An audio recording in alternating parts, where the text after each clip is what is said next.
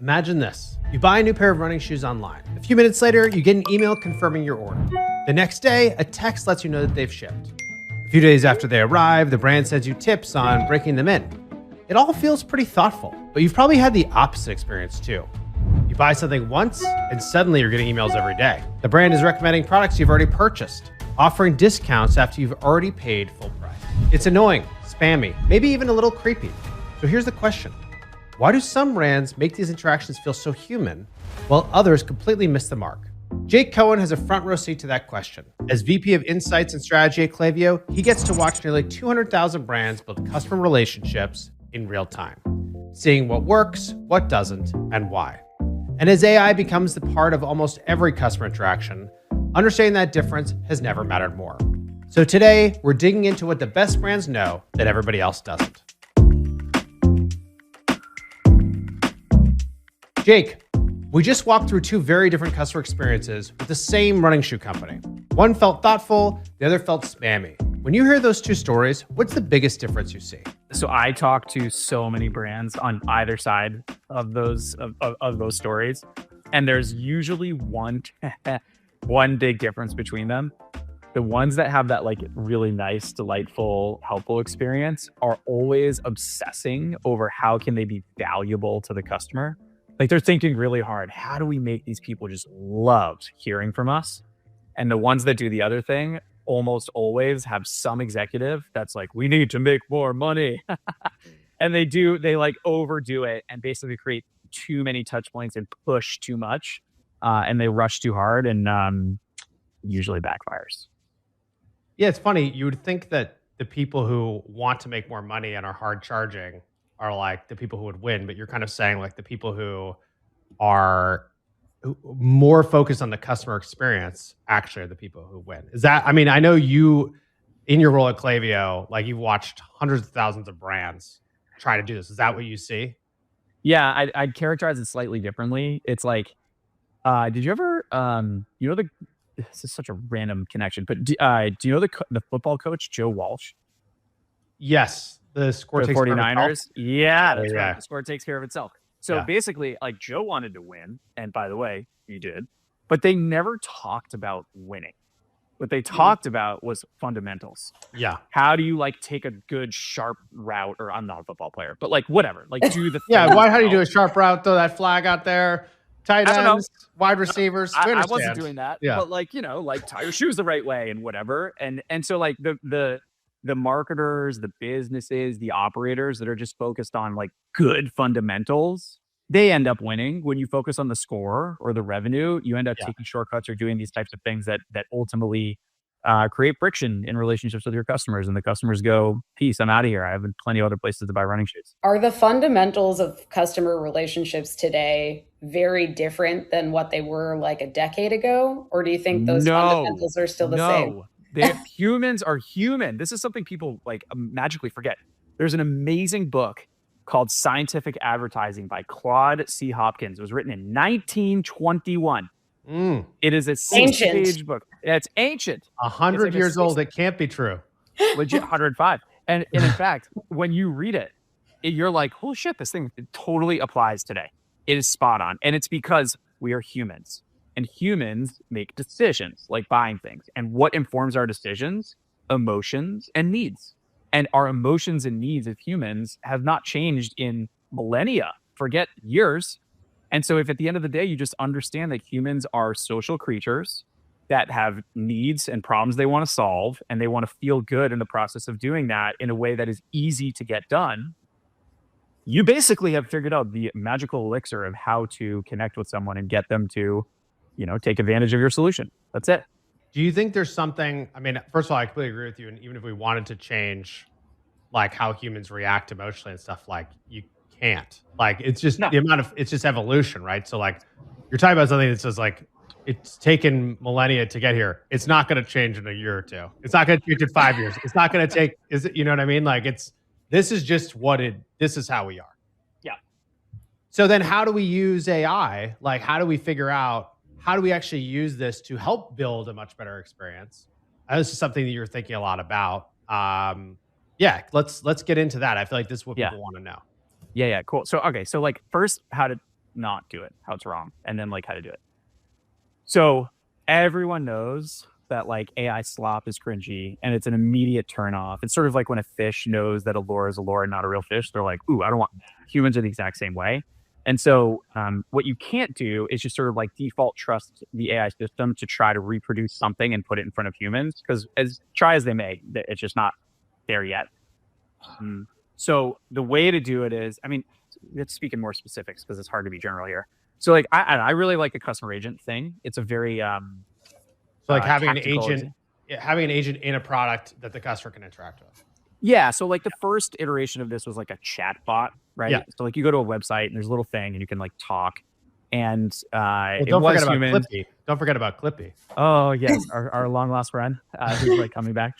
Yeah. So like, well, take even Clippy, right? So like, Clippy was always a machine, and those machines were very deterministic, which for the layman is basically like conditions.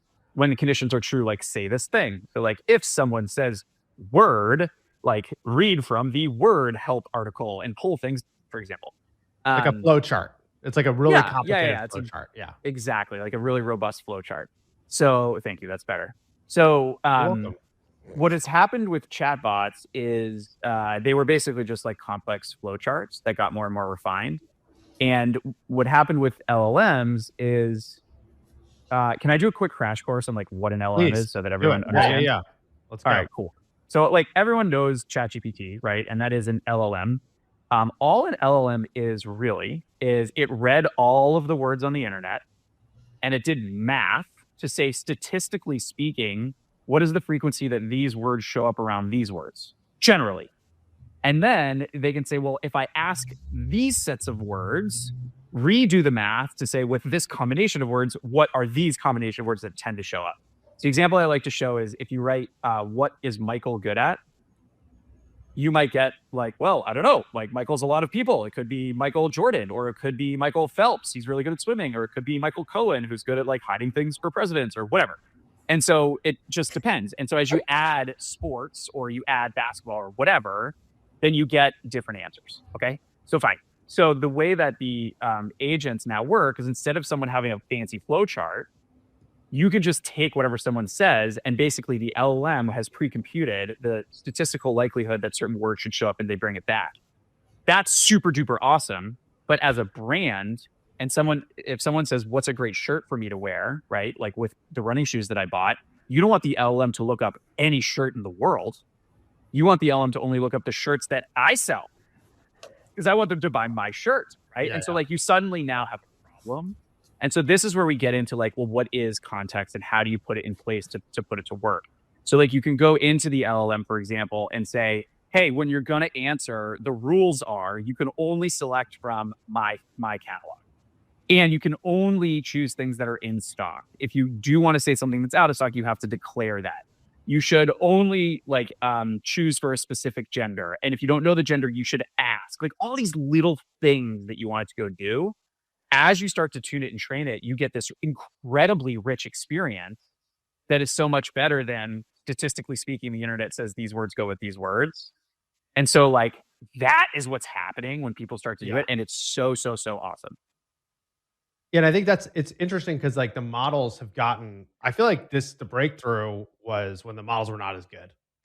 And it was like, if you had a lot of context, suddenly your answers are much better. Now the models are amazing, but if they still don't have the right context, you still don't get a good answer.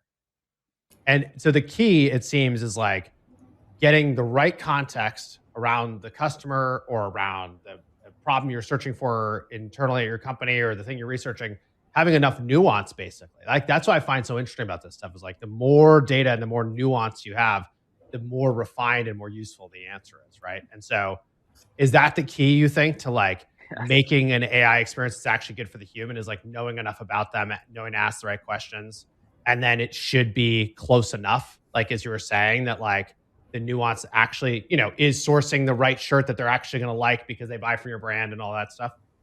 Yeah, yes, but like I'll put it in simpler terms. So like what makes an amazing conversation between two humans? It's usually here, Sylvia, you got ideas. I was like, energy. No. Yeah. Energy, a sort of mutual understanding, comfort, Yeah, feeling trust. like you know each other. Right. I'm trying to think of what else. Yeah. Curiosity is usually good because people are egotistical in a not negative way. They're just like, they like to talk about themselves. For sure. Serendipity is good because you feel connection, right?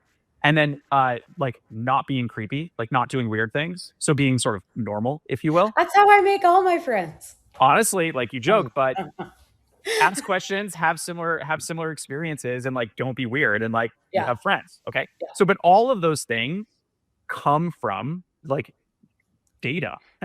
Like if I have good questions to ask you that I know are cool questions, then like you're gonna get going. If I know things about me and things about you that can suggest what questions to ask, I can find common ground. And if I know like, ooh, definitely don't ask about this because Sylvie, don't ask about cats because Sylvie hates cats, then like, okay, I do. There you go. I don't hate them. It's okay. The cat people will still love you. But like now suddenly like the bounds of what I might talk about with you shrink a lot. And it's because I have some information ahead of time that informs and shapes my experience. And so to bring that back, Chris, what you said, it's like, yeah, it is data. That's just information. So if you want to have a system that takes advantage of these like very powerful, amazing models, but that does it programmatically, autonomously for a person at scale, you need a ton of data. And not just a ton of data, but it has to be super well organized. And you basically need to say, here's what good looks like when using that data, and you will get it out of the system. And it's awesome. I get very excited about this. It sounds very impressive when it all works, but like we've all been on the receiving end of that very sort of robotic customer relationship where it's like, I can tell you're not a human. This is incorrect, or this feels like you've assumed too much. Like where is that going wrong? I guess. Yeah. It's one of three things. It's incomplete or bad data. It is a lack of organization of the data or context set on how to use the data, or it's the wrong goal. It's a misaligned incentive. So like I can go through each of those. So incomplete or bad data is simply like, let's say like I thought that you loved cats, and like I start our conversation, I'll being like, oh, Sylvie, I found the cutest cat. You would love it. I'm gonna actually send it to your house. What do you think? And like I'm looking at you're like, what? Get out of here. You know what I mean?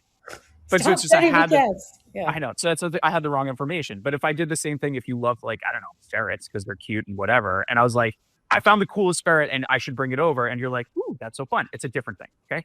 So like having all that data accessible and ready, that's a thing. The second bit on the context. So if I write, for example, don't be pushy when you're having a conversation. Always ask for permission and only take a step forward when the person that you're speaking with tells you it's okay. The way that I might approach that conversation with you is not, hey, I'm going to bring this ferret over. You'll love it. It's going to say, hey, do you like pets in your house? And you might say, yeah, if they're cute. Well, good news. I have a cute one. Would you be interested in seeing what it's like? It's like, it's a different sort of cadence. And then the last bit on the misaligned incentives, like if I'm just trying to get a pet in your house and you don't want one, we're going to have friction. But if I'm trying to make you happy when you walk away, such that you tell someone else how cool that was, it's going to be a different experience. People get one of those three things wrong, or all of them in some cases. It seems like what you're saying is what we need to do to get more value out of like AI in any of these communication functions is give it the context and understanding to be like what would be normally like a world-class human communicator, like someone who's like super charismatic, has a conversation with anybody, like gets people laughing. It's like, all right, now everyone isn't like that. And if, just in the same way, if you're hiring people who were supposed to do a job where they're supposed to be really charismatic and they're not, they wouldn't get hired for it. In this case, like we have to actually proactively think about what are the different elements that make a great conversation. Yes. And then can I make a great conversation in this context so that you were writing into support? I probably shouldn't be making lots of jokes and making fun of the fact that you have a problem, where in a very different context, if you were like, coming to some event and wanting to be entertained, making a bunch of jokes about the thing would actually be acceptable. Right. And so but it is very interesting to hear you talk about this and thinking like, all right, I need to break this down into different types of pieces of what make a great conversation. Yes. And then figure out what is the data that goes into that. Because even the thing about pets, like you asked Sylvie that before, she does like cute pets. You don't have to ask her that every time. Now you show up and you say, hey, I got another cute pet for you. You're going to love this turtle. It's just so adorable. And then she is accepting of that. And the relationship is deepened because there's like that trust from the understanding. Yes. And even better, let's say she liked the ferret. You don't start by saying, do you want a turtle? You start by saying, how's it going with the ferret? Does the ferret want a friend? Yeah. Mm-hmm. And it's like, oh yeah, like you're getting me. So anyway, so like marketers can do this today, and there are plenty that do an incredible job. But what you need in order to do that is a platform with lots of signals where you put it all in, and then you invest in telling the platform what great is for you, either because it's using LLMs, like our customer service agent thing, or because you start to organize and understand where your customers are at in terms of what they're interested in. And you create experiences around that moment of interest so that you can deliver it to them in a way that's useful. Where do you think we should have a line that, like, do you think there is one clear line where you should be using an AI agent versus a person? Do you think that line is moving? Like, how do you think about that part of this? Like, where should we say put more humans, and where should we say, hey, it's better to have an agent managing the relationship? In the context of like marketing and automations, or just like generally? I think start with marketing automations, but I do think we should go into the general after. I think in marketing and automations, I'm going to give you a very controversial take. No one's really doing this. No one's really doing this yet. But I think it's the right call.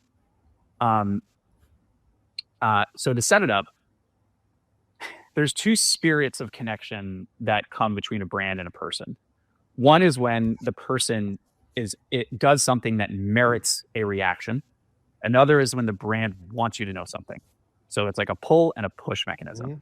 And so a pull mechanism might be like, I'm curious about what new things there are, and I want to see if I would like any of it. And a push mechanism is, we're having a sale, or it's our birthday, or like whatever. Okay. I think that every future, I'm getting out there here. Every future reaction or push should be generated for the sole purpose of trying to open a fresh conversation in real time with the recipient. And if one does that and opens the session, then an AI agent should basically have that conversation in that session until it escalates to a point where it's sort of beyond the capacity of what an agent can handle. That is not how it's set up today by any brand. We're making it possible to do that. It's like kind of on its way. But I think that is a really powerful experience that you can offer. And I can illustrate that with an example if it's helpful, but that's how I would do it. Let me say it back to make sure I understand it, and then let's do an example. So you're saying like, I am trying to find new running shoes, and I want them to be like, look cool, and I want to have them for a long time, and I don't want there to be like too much foam or whatever. And so I'm searching for some nuanced thing of like, I want 11.5 size. I want all these things. And that's the pull. Like I'm coming in there and I'm looking for an answer. And so instead of just a search box of 4 and all these filters, I ask a question. I get one answer. I get a conversation back maybe with some examples or like refining, like, do you care where they're made? Do you care about how long they last? How much do you care about price? Like, what about colorways? And that's the pull mechanism you're talking about. It should help me the way like a person in a store would help me try to make a decision. Yes. And then the other one would be like, hey, we're having a sale on running shoes. It's 50% off today only. Do you want to see the options? And you're like, yeah, I want to see the options. And it's back and forth and refining. And then we hit some barrier that's like, I ask for something too complicated, or maybe I say, actually, I want to buy 20 pairs of these because I don't want to buy shoes again for a long time. And it's like, all right, like alert, like to a person.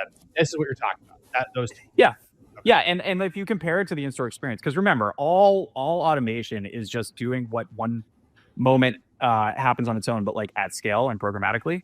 So it's a really good thing to sort of like first pattern match against an in-person experience. So if you do an in-person experience in a store, like you mentioned a really good one, I'm looking for shoes. I walk into a store and, you have a great conversation where someone goes like, well, how far are you running? And how fast are you trying to go? Are you training for a race? Do you care where they come from? Do you like foam? Like all this stuff.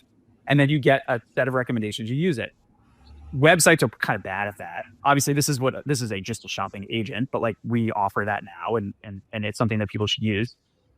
And on the other side, which is like, hey, we're having a sale, you should go check something out. Stores are really bad at this because stores don't know anything about you when you walk in the door.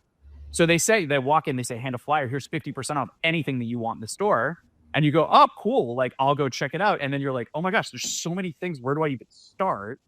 But websites are actually pretty good at this part because they have data in the past of what you've looked at and what you've bought and all this, so they can sort of curate it down for you as best they can. But they miss the sort of human fabric that makes it even stronger. Like, well, I already just bought a jacket last week, so I don't actually want jackets, but pants might be a cool thing.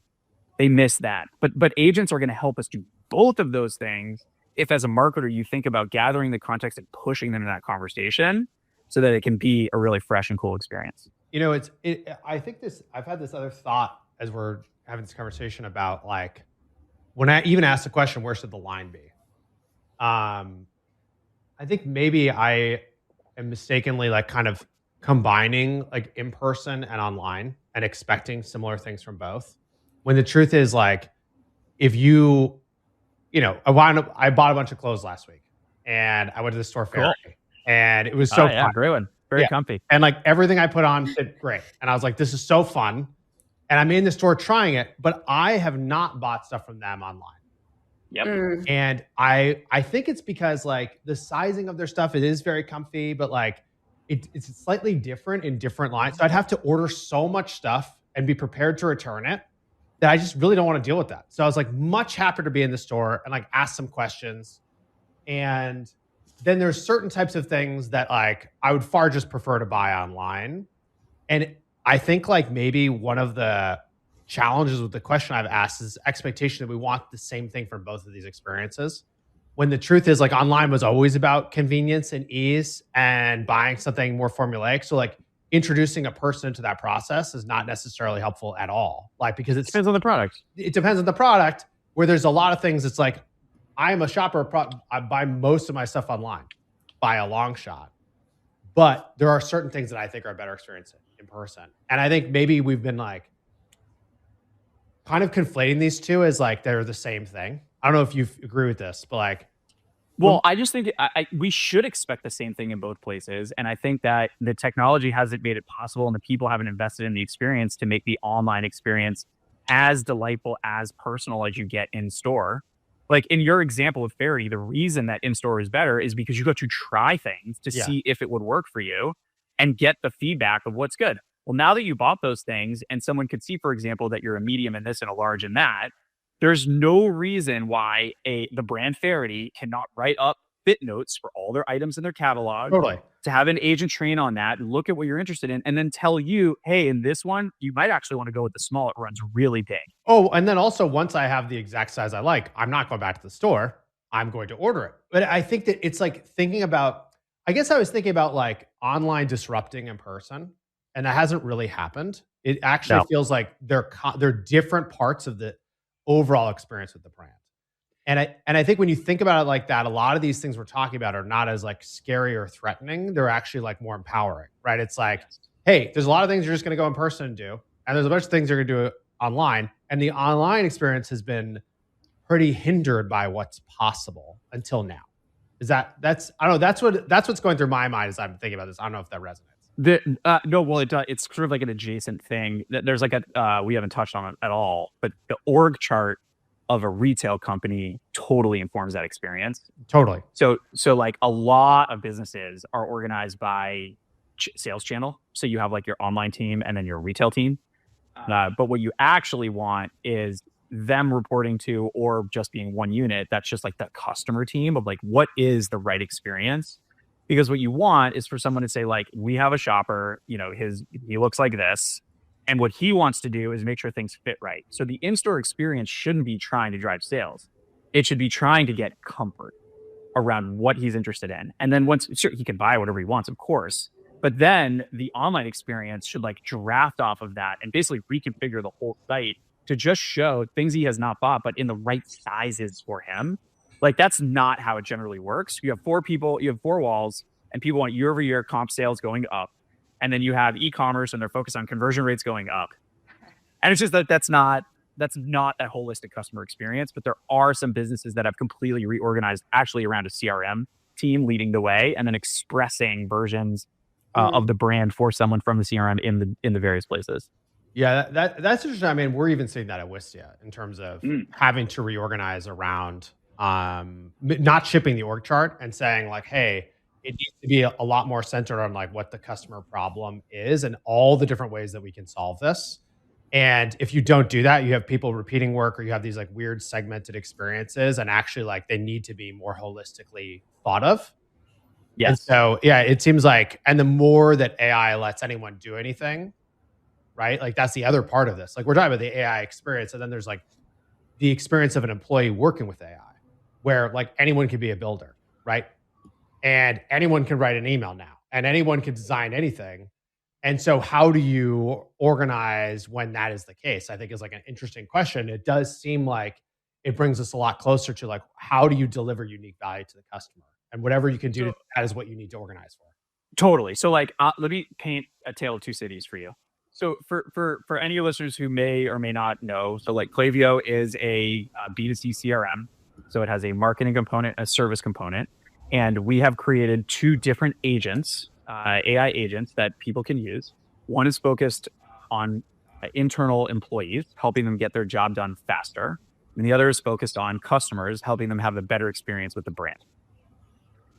In the case of configuring an experience as an employee, as a marketer or operator, a very common automation that people have set up, a flow, is called a browse abandonment. And so the way that works is if someone looks at a product but doesn't buy it, you can have that trigger anything you want. And a common but negative thing that people do is they'll say they looked but didn't buy, send a oops, you forgot it in your cart. And then a day later, remind them again. And then 3 days later, remind them again. And then 3 days after that, say, well, you didn't want that, but here's some other stuff that you would want. And basically the person receiving it is like, go like, ugh, big brother, go away, you know? Yeah. Creepy. Instead, what people could do or are starting to do is you can use our internal agent. We call it Composer. And you can basically say, when someone has that sort of automation, that experience, yes, send an email, but I want you to design an email that is friendly, that is inviting, that seeks to understand what they were looking at and why, and brings them to an experience on my website that will allow them to engage, which might yield you forgot this in your cart, but notice the way that I'm describing it is actually talking about the outcomes of the interaction, not what's in it itself. And so our Composer now will take that and will actually create an experience that you can edit, of course, and then go publish. And what would probably say is, I noticed you left this thing in your cart. People who bought that usually were working on this problem. Are you working on this problem? Come to our website, talk to our customer service agent, and get personalized recommendations to help you solve anything that's important to you. Now it's a value proposition that's being offered to the consumer. And when they come in and interact with the service agent, customer service agent, they can start to ask questions. They can start to see what other people bought. They can say, well, I don't like this because I don't like this color. What else would you recommend? Now it's a dynamic, enriching experience.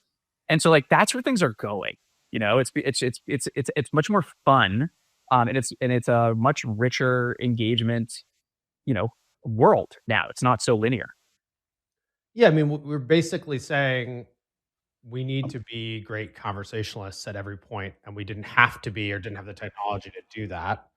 And that like great conversationalist is going to sell a lot more, is going to market a lot more, is going to provide a better customer experience than someone who isn't, right? Like if I help solve your problem and I also delight you in the process, like that's a better experience than if I didn't do that. Totally. I think the one tweak to that I might offer is like, it's hard to be a good conversationalist because you have to be good at reading body language and you have to have good timing and you need good words. It's like all these, I don't know. I have a lot of introverted friends and it's like, I can see them going like, oh, I don't want to do that. But instead, what we have to do is we have to be students of humanity. Like, what does it mean to have a good experience? How would you define what a great experience is? Because now we have tools that are great conversationalists, but they're like dolts. They're like dense, awkward, like toddlers, if you will. But if we can teach them cultural mores and what it means to be like cool and let them have the conversation, now we can have really, really cool experiences. And so that to me, we have to be anthropologists and we have to sort of define what cool is so that the bots can be normal. Just teach the bots to be cool. Teach the bots to be cool. Are there brands that you think are doing this really well that people should go and like try to have an experience with to understand to experience what this is really like? No one's like really nailed it yet because it's so fresh. It's so new. Like I'm a particular fan of Ministry of Supply. Mm. I don't know if you know Aman or people know mine. He's great. And they do a really good job taking advantage of tooling. Ministry of Supply is like sort of like workwear that's sort of like athletic quality materials. So it's very breathable and very comfortable. Made by MIT nerds, right? That's their thing. Also made by MIT nerds. Yeah, they were like, you can wear it in space and, exactly. And also go to work. And yeah, it's a really impressive company in terms of the quality of their products, but the presence that they have for the size of the company.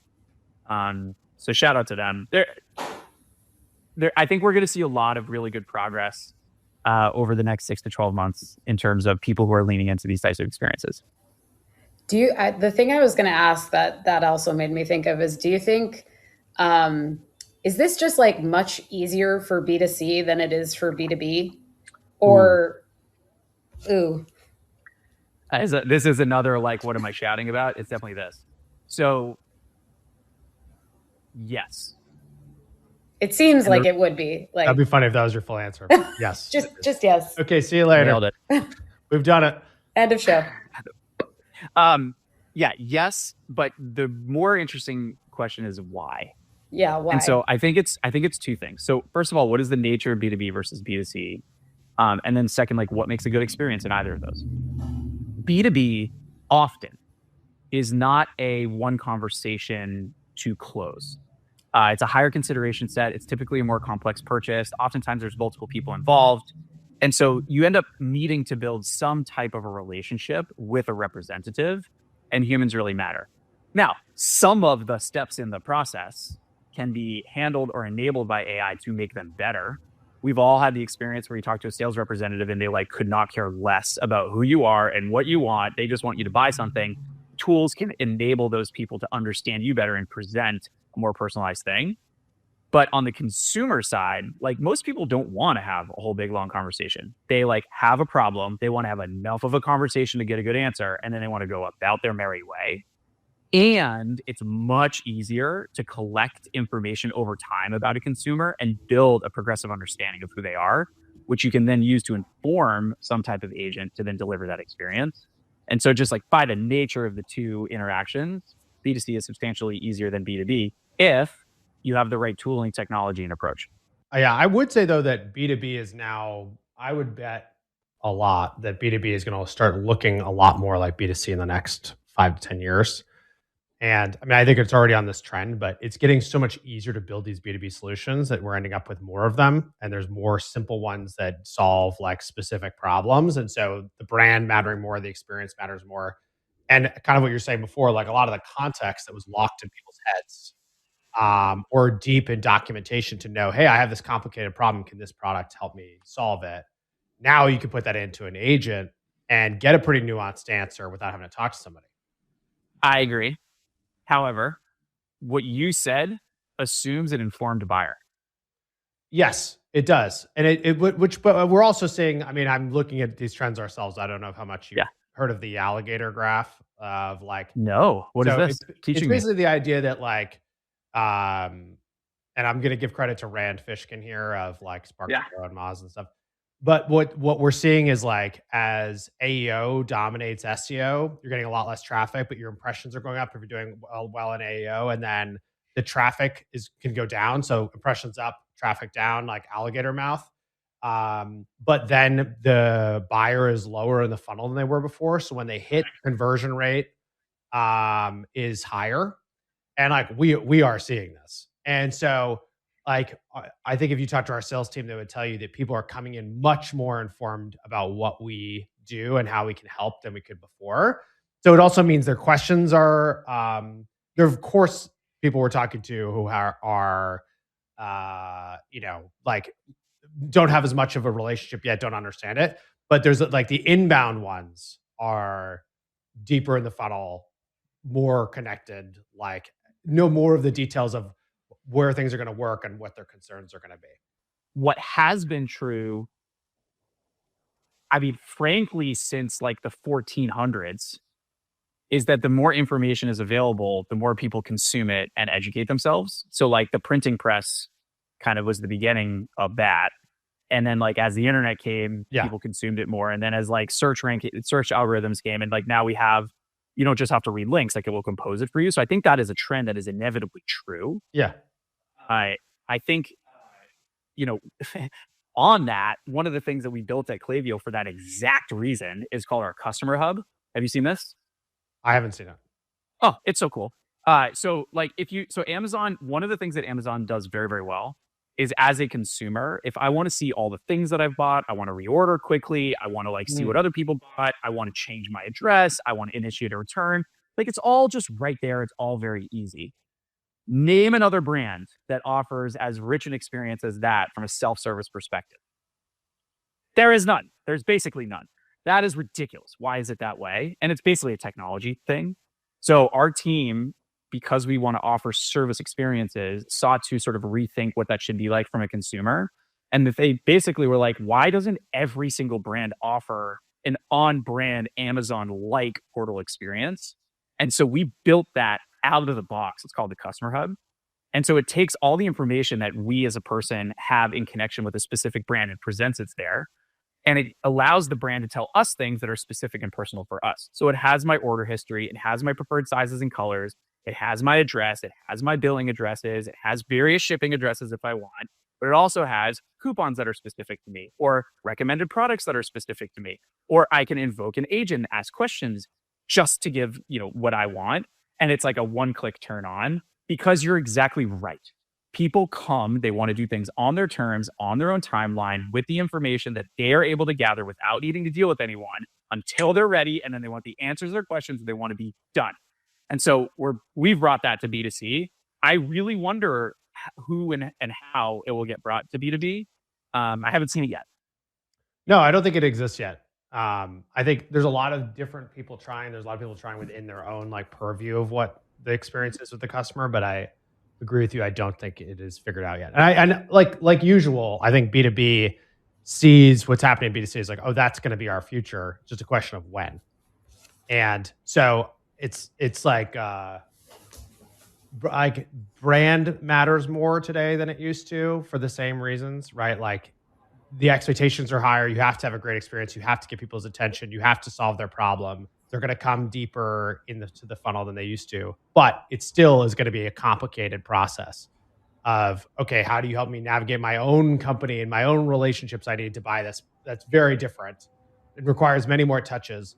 But yeah, I think it is just interesting to see the change in relationship in terms of like how much more informed everybody is, and the expectations that we all have to meet now, right? Which is like someone's coming in more informed, but they're also finding some things that before like probably would have been the sales rep telling them, right? So like when you search a brand, especially a B2B, and the AI is helping you refine a decision-making process, it's not just looking at the brand's website, it's looking at the reviews for it, the public mentions, all these types of things.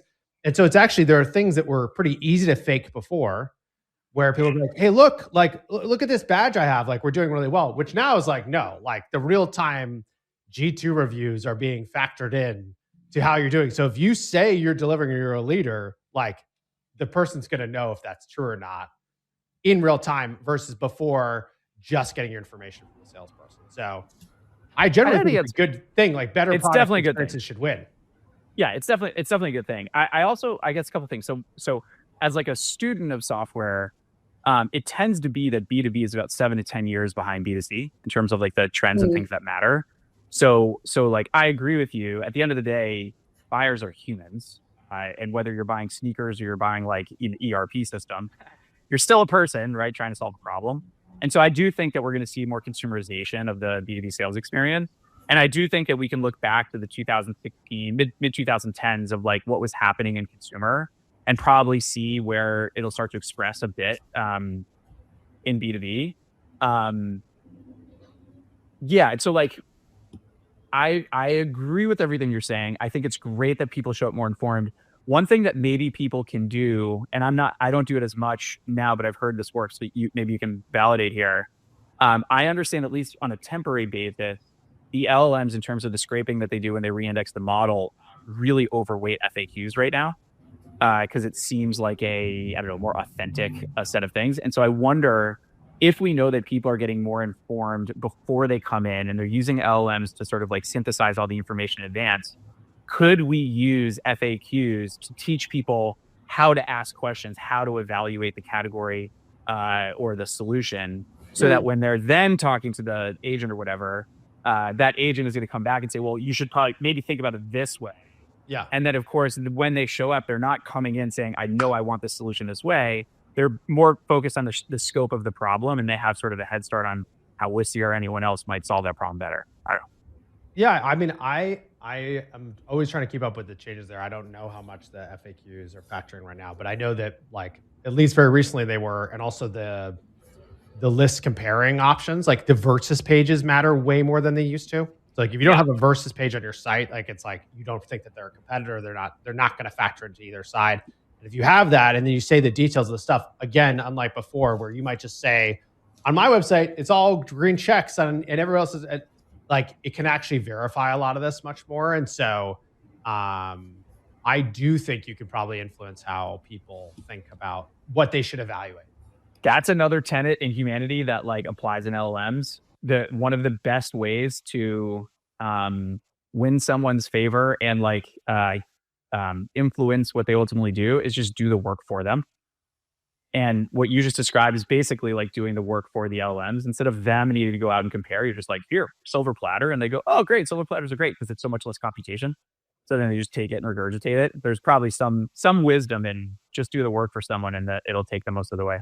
Yeah, I can't help but think as we're having this conversation that like so much of the stuff we're talking about is like how to make any company, B2C or B2B, have a more human interaction with the customer, which is so funny because it's like that is not what you would think you would be talking about as like AI agents have gotten really good.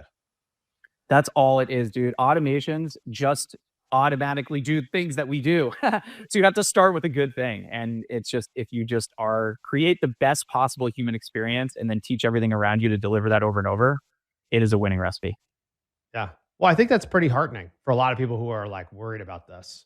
I think it's pretty exciting for people who want to make amazing experiences. And now we have like more options at our fingertips to do that. It is definitely the age of the tastemaker. It is all about, you know what is cool is, and you can define it and help other people understand it. It is a good time to be you. So you've recommended one book. Any other books or podcasts you think that people should be reading or paying attention to as they're thinking about how they make their communications more human? I mean, I have a lot. I'm like a little bit of a book nerd about this stuff. I'll just throw a bunch at you and then people Sounds great. what they want to take. All right, we'll go from like the iron all the way up. So the first thing that I think you should do, everyone should read. There's a book. Do you know what manga is? Like the cartoon? Mm-hmm. Okay, so there are these manga guides, which is like a cartoon version of explaining something. There's a manga's guide to databases. And it basically teaches in like 5th grade level terms, like what is data and how should it be stored and why does that matter and how do APIs work? And the reason that matters is when you're like, I don't know, this computer just works. It's because it can access data in a certain format, do things with it, and hand it to you. And this makes it really easy to understand at a high enough level that you can appreciate what has to happen, what has to exist. So start there. Then go onto the internet and find any video that's at least 20 minutes long around how LLMs work. Because anything shorter than that is not going to give you a real answer. And anything that's like an hour and a half long is like too detailed. But you need to understand how the computation works and the logic behind how the systems are. Then definitely scientific advertising from Claude C. Hopkins. And I also always like to encourage Ogilvy on advertising. Oh, that's such a good one. That's come up so many times on the show. Yeah. Just like to like positioning and like feeling cool and whatever. And I also, you can get a bunch of these, but any book that's on copywriting specifically that has the motivations, the underlying motivations of what gets people to move, which is usually like safety, greed, status, like things like this.